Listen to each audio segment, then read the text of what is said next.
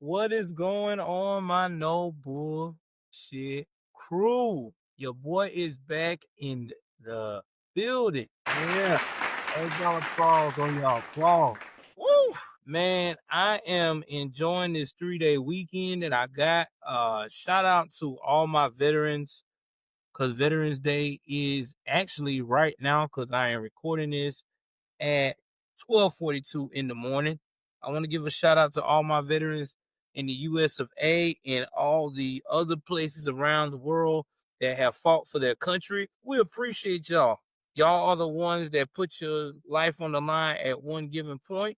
And the ones that's not a veteran yet and that is still serving in the armed forces, we still appreciate you because you are carrying on the legacy of making sure we can sleep at night and holding down the watch. So again, happy Veterans Day. So before I get into it, I want to tell everybody that, man, if it's your first time listening to this podcast, welcome to You Can't Make This BS Up, where I talk about everything from serial killers to people that commit scams to all the way down to OG throwback gangsters that ran organized crime. You name it, it's all about true crime. And I am glad that you took the time to come out here and check me out. So, with that being said, we got a couple of announcements that we got to put out there first. First and foremost, if you are my part of my listening crew, do me a favor. Take the time, if you like any of these episodes and you binging, drop a comment, man, and please give us a 5-star rating. It helps people be able to find us as well. And if you're the type of person that you do not want to listen to us on the podcast of let's say Spotify, Apple, iHeartRadio, or Amazon Music, take the time out, man, and check us out on YouTube. You can't make this BS up. That's right. I'm on YouTube, man. You can check not only just these stories here, but we also got extra stories that don't make the cut on the podcast. You know, like what has recently happened in the news and what is going on. And I'm going to try to start implementing more of those stories as much as I can. But y'all guys know I work a full-time job. So it can be very hectic for me, but I'm going to try my best to make sure that you get more of that in these podcast episodes. But man, I tell you, my Sunday was crazy. I got off work and I got off, well, wasn't working, actually was off and went to the grocery store. Let me tell y'all something. The worst thing in the world is to go to the grocery store and you check your balance before you leave. You know you got enough money in the bank that all of a sudden you go to purchase and then you looking and you don't have the money. You're freaking out. You're like, I know I got the money. Why don't I have the money? What's going on? And come to find out that, yeah, you had the money, but something got taken out. And in my case, it was my Bank of America that I bank with. Not trying to promote them, but just talking in general. I had transferred some money on my Cash App to send to my lovely wife to handle some business on a bill, and they took it out twice and sent it over to my Cash App, causing it where I was not able to purchase the items that I needed to purchase for the evening. And I just said, you know what? Just bump it. I decided to just call it a day. But yeah, man, I hate when that happens. But you know what? It's all good. All my major bills are paid and everything else is good to go. So I know y'all not here to hear about what I got going on with my life. Y'all here to hear part 2 of the most diabolical grandmother that ever hit God's green earth. And that's what I'm about to do. We're about to pick up where we left off, where Nancy Dawes is now on husband number 4. And with husband number 4, she is already got her plot on. And let me tell you, this woman here, she is quick to remove you from the situation if you ain't fitting her fairy tale. And if you don't believe me, check the previous episode about the grandmother that killed at will by making you ill, part 1. And this is the same title, and this is part 2 of Nancy Dawes. Yo, let's get into this, y'all. All right, y'all. Now we're gonna go and jump in where we left off about Nancy Dawes. I'm about to show you a picture of Nancy Dawes. Let me see if I can get one of these good pictures of Nancy and her husband. Guess we'll use this. So we're gonna go ahead on and share this picture here. And that's Miss Nancy in black right there. And that's her daughter, I'm quite sure, on the other side of that. But we're gonna go ahead on and get into Miss Nancy and how everything is turning out for this lady. So 1 second here and let me get to the part where we left off. So now we're going to talk about Nancy now is married to a guy named Arlie Lanning. Now, Arlie is not like the rest of her husbands. The other husbands, they were real handsy. They liked it to, whoop Nancy, calibrate Nancy physically into shape. But this gentleman here is not the handsy type when it comes to being physical, as in putting bruises and causing harm. He more physical when it comes to bending other women over and doing pretzel-like moves. Now, another thing is that Arlie also like to do. Arlie loved that moonshine / alcohol back then. Okay, you got some good liquor, you got a beautiful woman or a half decent woman that kept herself up. All it was in the game. Nanny, she used to men doing her like this. So Nanny would start going and leaving from the situation. Sometimes she would go see family members because she did have a sick mother, sick sister that was going through some battling cancer named Dovey.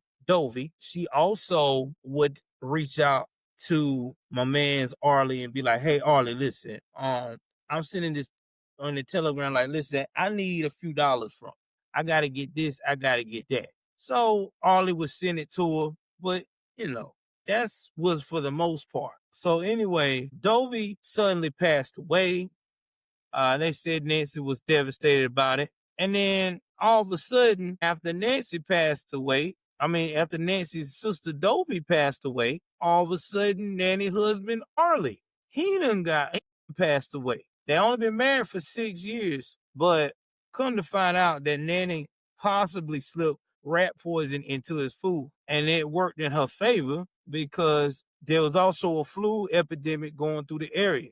And him being a heavy drinker and having bad health, because his liver probably was already eroded. And not to mention, they would never suspect it was homicide because Nanny was always seen as a devoted wife, loving partner. So they just went on ahead after they did the BS autopsy.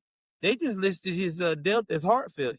So now it's been 8 weeks since Arlie been in the ground, aka 2 months. And then all of a sudden, everybody, the neighborhood woke up one day and saw the house that Arlie and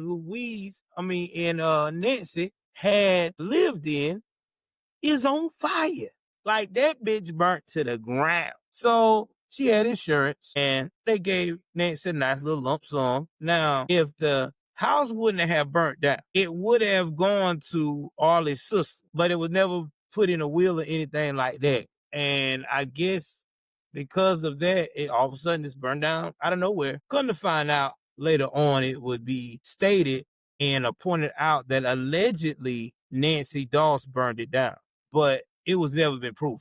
So while this is all happening, Nanny had been living with Arlie's mother. Yes, that's right, living with Arlie's mama. But right around the same time that house went up in flames, Arlie's mother, all of a sudden, Jesus called her home while she was in her sleep. And no one asked any questions. Nanny got an insurance check for that. And, she cashed it and slipped right out of North Carolina. So people dying around her. You got the house burning down and ain't nobody paying nothing, no attention. But as you could point out, it looked like she possibly killed all these people that could have pointed her out. But we're not finished. So Nanny ain't taking no break. She all gas, no breaks at this point. She 47 years old. She done buried 3 husbands. And she ain't laying low. She started looking for husband number 4.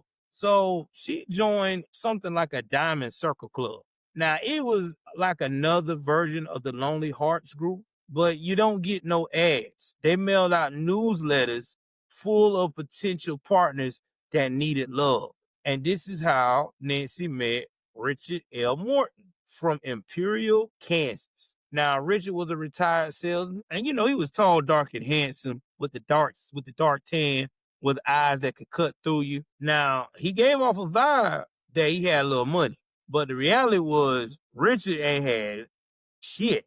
He was broke and he was in a lot of debt. And then she didn't know any of that at the time, because when she saw Richard, it was more like he's very handsome and he looked like he got money like I got a little money. So she started flirting with him, talking, seeing each other. But throughout Nancy and Richard's courtship, he kept his options open. And, he considered, he continued to see other women, you know what I mean? But that didn't seem to bother Nanny, because one way or the other, Nanny was gonna make him her husband. And she did, by getting married on October of 1952, just a few months after meeting.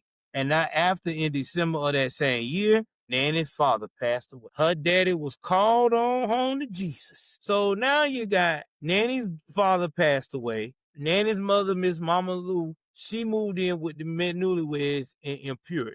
And that was common back then, because when people got elderly and lost their husbands or their wives, the family didn't want them to be alone. So they'll be like, you can stay with me or you can stay with so-and-so, because they just don't want them to be alone. And not even 30 days after Mama Lou has experienced the love of her life, passed away, I guess she must have died of a suspicious broken heart, because she also was called to God's unchanging hand after dying in her sleep. Now, again, everybody did not check and see, was it poisoning or natural causes, and they just let it go at that. Now, you got Richard, Mr. Tall, Dark, and Handsome. Oh, yeah, he was on the list of seeing Jesus soon, too, because husband number 4 by October 1953, not even a year into their marriage, Nanny discovered that he still couldn't keep that damn schlong in his pants. And she found out he had all these affairs. She decided that it was time for him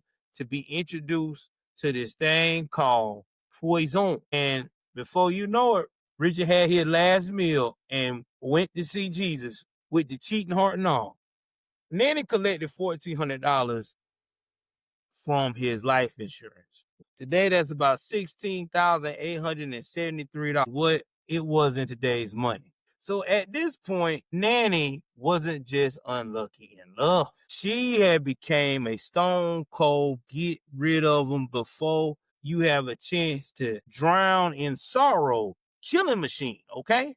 That's what she became, a damn killing machine. Now, here's something that's a little interesting. Shortly before Richard died, he had met this guy named Sam Dawes.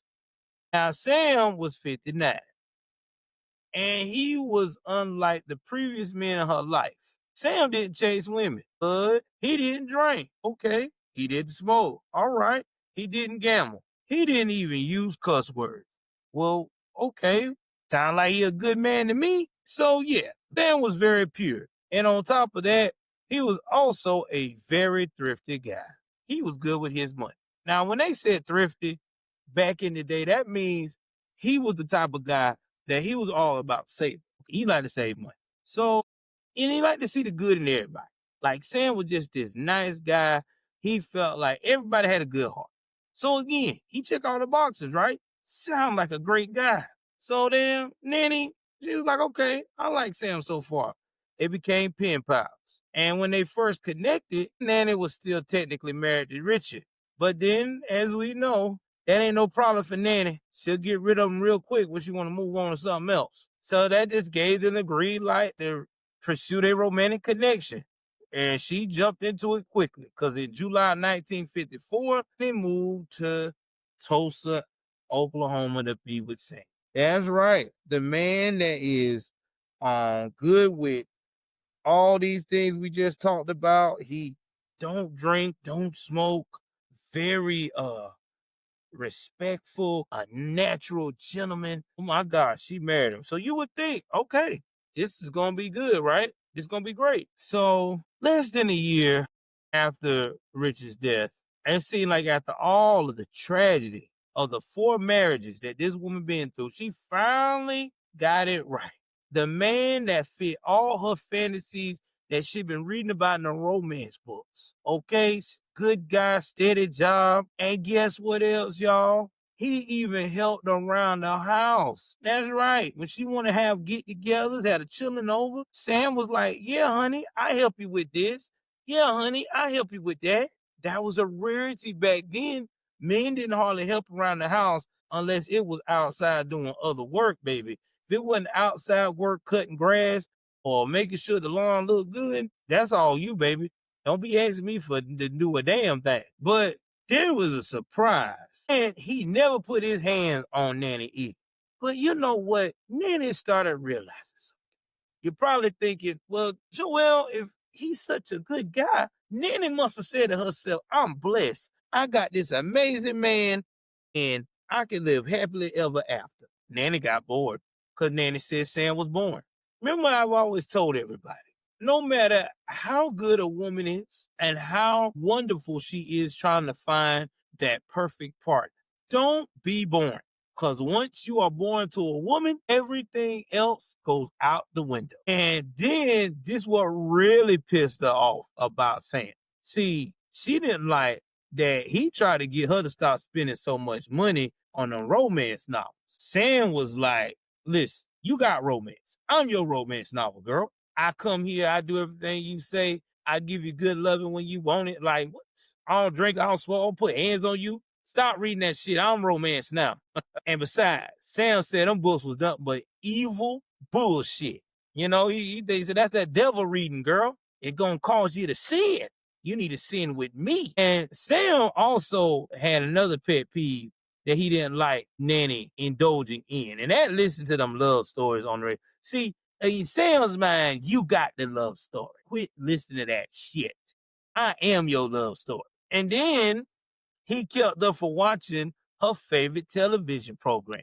He was more like TV's bad. So it turns out that even though Sam had all these good qualities of being nice and not being handsy, showing respect to her, you know, being there for her, helping her out in the house, he just was not the romantic type. And peep this. It was even said in an article that she had reported that even their sexual relations had to be pre-scheduled. And they were not allowed to get it on after 9:30 p.m. because Sam was very strict about that being their bedtime. What? Now, Sam, you know, you are messing with a serial killer. Maybe you don't know, but even today's women, when they say they're ready to go, Sammy, they're ready to go. You can't pre-schedule these type of things. It either happens right then or never. It seems like to me that Sam was just very, very, very dry, as in no open-mindedness at all. But hey, who am I to judge this man? I mean, if that what works for him and that's what's been working for the last 59 years, hey, if he like it, I love it. But we're going to see how much Nanny loved it. And not to mention, too, she hated that Sam was a cheapskate. That bothered Nanny. I mean, it was said that he wouldn't even let her use the electric fan unless it was like 1,000 degrees outside. And you gotta remember, this was before the AC was a thing back in the 1950s, because I think the AC didn't really got popular to the 60s. So a lot of people really had to rely on their fans to keep cool.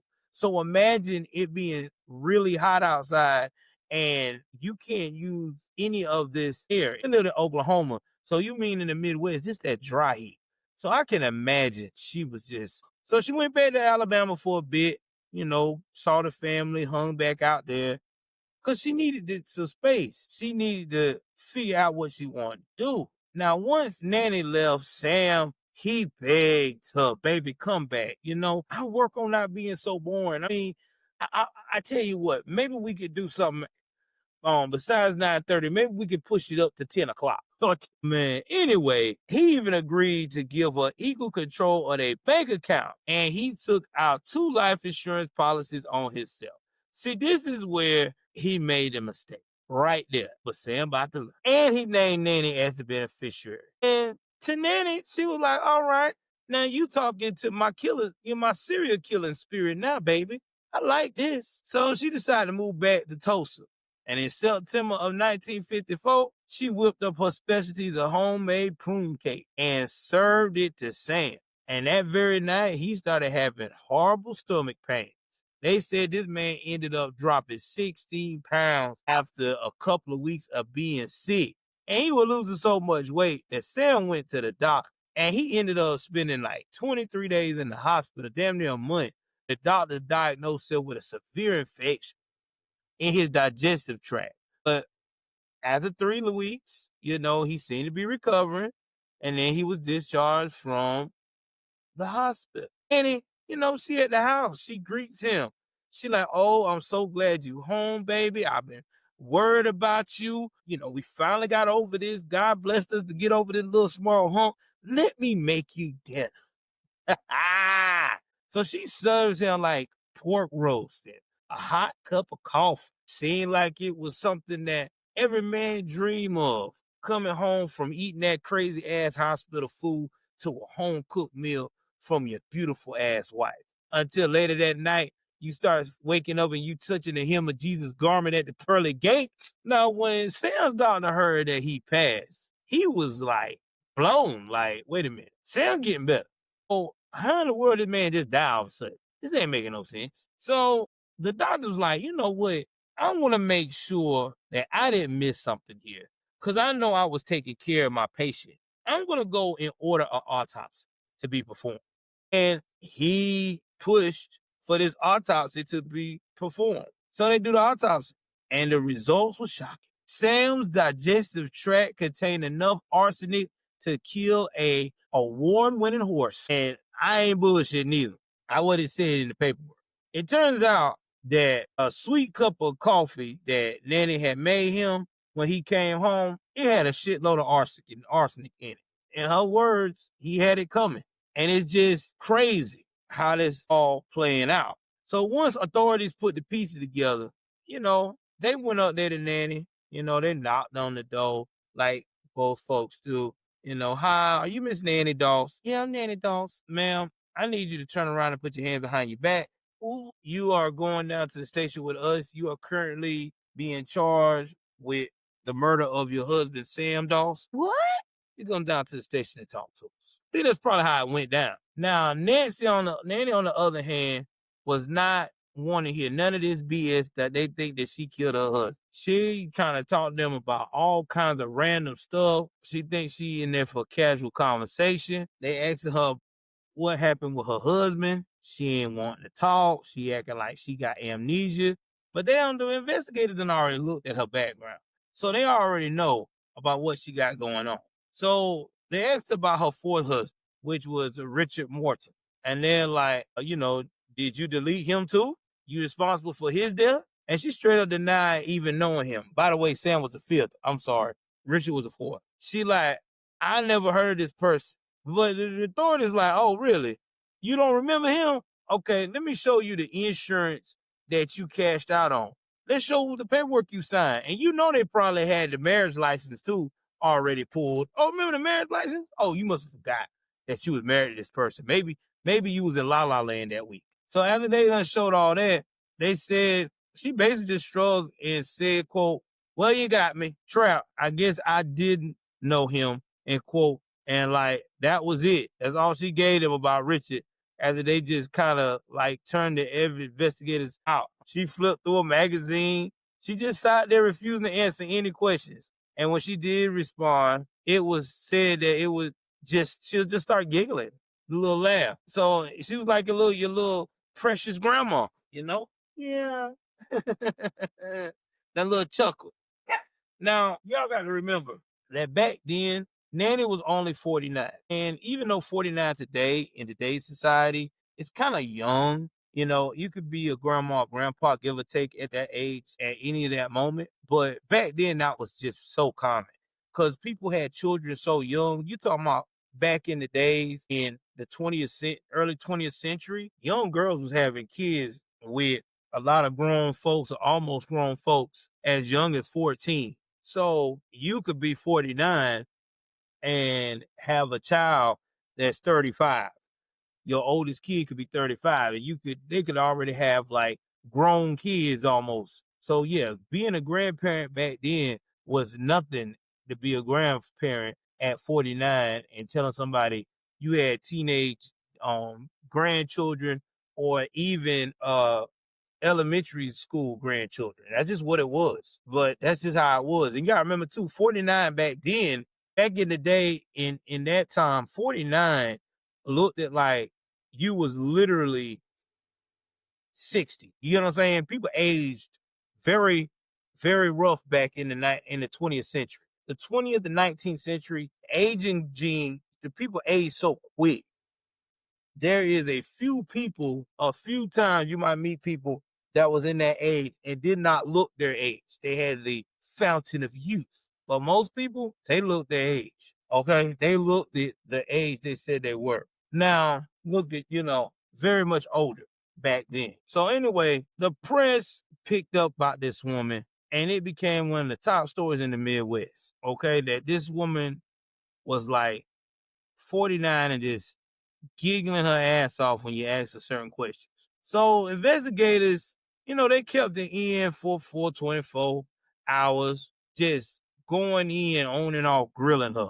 At one point, they even took away her magazines. They snatched those magazines. They told her she could have them back if she confessed to killing Sam, which was her fifth husband. And weirdly enough, it worked. Nanny confessed. Throughout her confession, she was giggling. But she went on to describe, like, talking about how she slipped this arsenic into this man's coffee.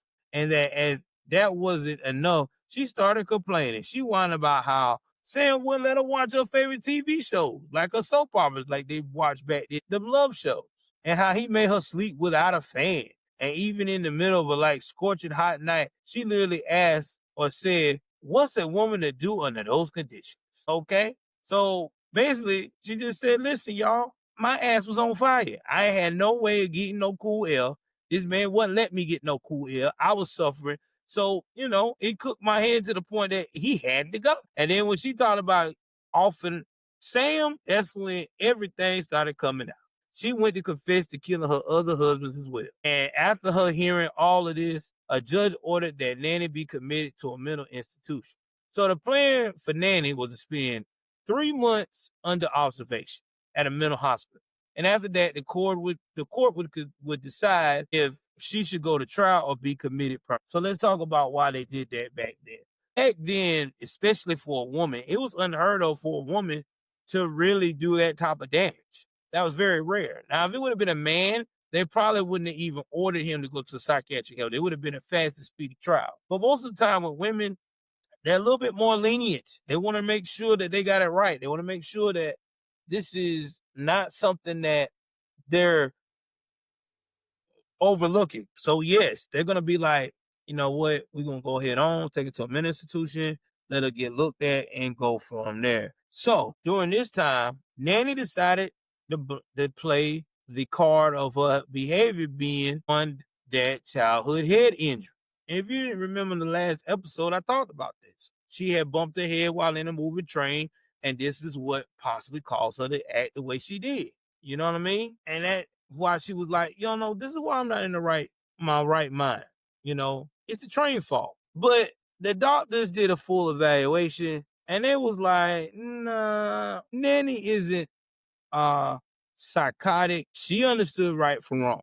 Now, I'm gonna play devil advocate here because back then the whole mental health process in the 1950s and understanding it in the 1960s is nowhere near how it is today. And she might have been a little psychotic, but I do believe on that part that she did know right from wrong because she was smart enough to, every time she did what she did, to try to delete the trail or trying to fight for anybody else to get more involved on what happened to her victims. So her defense team, they fought back and the state attorney pushed for a jury hearing to settle it once and for all. Now that hearing lasted 3 days with psychiatrists on both sides giving testimony. Some argued, yes, she was insane. Others said, no, absolutely not. She is not insane. Psychiatrists for the defense went so far as to claim that Nanny functioned on the level of a 5 or 6 year old child. The prosecution fired back, bringing in their own experts who argued that Nanny wasn't childlike at all. They believe she showed trait of a narcissistic personality disorder, which is now considered to be, I want to say, borderline personality disorder. Let me make sure I'm not again, I am not a medical professional, but I am about to find out if that's what it is, because I want to give y'all the right context. I do not want to lie to you guys. Okay, so now I'm back. So it's still consisted as a narcissistic personality disorder. And let me tell you the difference between that. It's basically saying that she was the type of person that she was stuck on herself, and she did not, I repeat, she did not want to be exposed as someone that was fraudulent or could not live up to being the type of person that she has already created herself to be around the others that she loved or dealt with on a daily basis. Versus borderline personality disorder, what I have, it's a fear of abandonment and also very hard to deal with their emotions at times. So anyway, Nanny's daughter, Melvina, she was like 28 years old. And this is the girl that you probably seen in that picture that was on the right side of that picture you see here. And she told the press that she believed her mother had committed the murders, and really, like, poor Melvina, she likely never recovered from losing her 2 children. And to think like it was her own mother who was responsible, I mean, come on now. That really do hurt. But in the end, the jury ruled that Nanny was sane enough to stand trial. But before the trial even started, Nanny pleaded guilty to Sam's murder. Now, her attorneys was banking on that confession to spare her from the death penalty and secure a life sentence instead. So after Nanny's confession, the court handed down her sentence. In June of 1955, she was officially sentenced to life in prison. So you're probably going to wonder why the judge didn't give Nanny that death penalty. But see, at the time, Oklahoma had never executed a woman before. And in the judge's eyes, handing down the electric chair to Nanny, quote, set a poor precedent. So basically, in other words, if I was to execute this woman, whatever careers I have in the law, in the law or in the political arena, I would never get any respect for it, because I will be known as the judge that sent this woman to death. And back then, women was viewed as fragile as children, okay, and elderly people. So they were you just didn't mess with them. Now, if she was a man, we would be having a whole different discussion. And then on top of that, the judge also argued that Nanny wasn't entirely mentally sound, and that executing her wouldn't be the Christian thing to do. But yet y'all have executed other people of other races that are women as well too. But I digress. Back then in the 20th century, we'll let that slide. Early part anyway. So he sentenced her to life. Now, as she was being let out of the courtroom, they asked for one last smile, and Nanny gave them that big old grin, and she didn't feel bad at all about going to prison. Now, I know you're going to ask, was she ever convicted about killing her family members? Like the death of her children, her sister, her mother, her grandkids, her mother-in-law, and the husbands? No, because after her conviction and life sentence for Sam's murder, the other states where she was supposed to killing former husbands and family members said, nah, we ain't gonna prosecute. We don't want to waste the taxpayers' dollars on someone that's already got life. But many of those bodies were exhumed, and most of them had traces of arsenic, even though they've been dead for years. But my thing is this: why exhume the bodies and find arsenic if he wasn't going to pursue the case? That just sounds a bunch of bullshit to me. Oh well. Well, here's what it is, I think, in their mind. First of all, they knew that Nanny had life in prison and that she was never gonna get out. And they said that they said putting on the trial again would have not changed anything. And back then, trials was very, very expensive, and you got to pay experts and people like that to be on both sides of the behalves on the trial, and that's just a lot. And then you got multiple jurisdictions involved. It just would have been a mess. But to me, it's the principle. They should have just went on and did it. But anyway, Nanny ended up serving exactly 10 years in prison. And no, she didn't get out of prison because of parole. No, she didn't escape. No, it's because she wound up being diagnosed with leukemia and died from it. Now, one of the last things ever written about her came from a reporter at Tulsa World. Nanny joked saying, quote, when they got shorthanded in the kitchen here, I always offer to help out, but they never do let me, because she killed with people with poison. Yeah. She thought she was funny, and I guess try to tell people that's why she's not allowed in the kitchen, because she's known to put poison in the food. And yeah, and that is the rest of the story of Nanny Dawes, called as also known as the Giggling Granny. She allegedly killed at least 11 people before she finally got put to a stop. There was a lot of red flags that was ignored too. I mean, you talking about a woman that always obsessed with insurance claims, having insurance. You had that house fire. I mean, people should have connected dots and knew that this lady was insane. And then it took 5 husbands in for them all to lose their life, for everybody to actually say, okay, this woman is dangerous. Or for a doctor to say, this is strange. Let's get an autopsy. All right, so we're gonna talk about Nancy, man. I really think that Nancy Dawes really did the thing she did for a number of reasons. Reason number one, I think that Nancy at one point was trying to find the perfect husband. I think in her mind, the perfect husband had to have everything the romance novels had. A sense of danger, a sense of masculinity, sweep her off her feet, just make her feel desire, all the things that women read about back then. Because back then, those romance stories really painted men like they were the end all be all. And I think that that's what she was chasing. She was chasing a fantasy. She did not realize that those books she was reading that she was addicted to, that was not real at all. That's not how it works. The next thing that I want to say that I have to say about this lady is why she did this is because the men that she selected cheated on her, made her feel less than. And I think that was a way of getting revenge. Okay, you want to cheat on me? Don't worry about it. You ain't nobody going to have to worry about you no more. I'm just going to remove you from the earth. And I think that gave her a sense of power, a sense of get back. And last but not least, I also feel like that she also started going after her family because she did not like the way they judged how she moved in her life. I think she felt very much not respected, very much overlooked. And I felt like this is her way of saying, you know what? I'm tired of y'all playing me. I'm tired of people thinking that they can just do me all kind of way, family or not. You gonna get the business.